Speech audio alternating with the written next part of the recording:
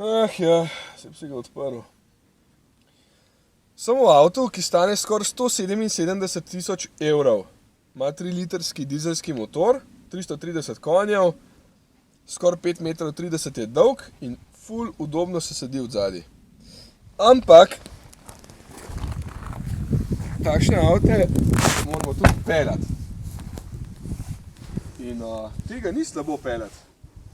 To je nov Mercedes-Benz S, ta dolg, se vidi, a ne?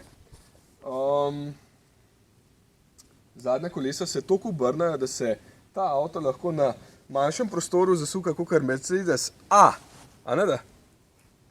Mislim, da sem prav povedal. Če spet. Tako, Sensual Purity rečejo temu oblikovalskemu jeziku in moram reči, da nas gleda slabo. Meni dim tole, se vem, da mora biti ta plastika, ampak lahko bi bil še malo lepši, če ne bilo tega. Načemo pa tak lep ponosen znak, ne vem tole, ne? Ki se ne bo zlomil v pralnici. A ne? V glavnem, zadeva je zanimiva, draga, tako kot sem rekel, in zdajle gremo na test. Najprej pa pogledati, če imajo noter WC, da si roke umijemo. Na test torej.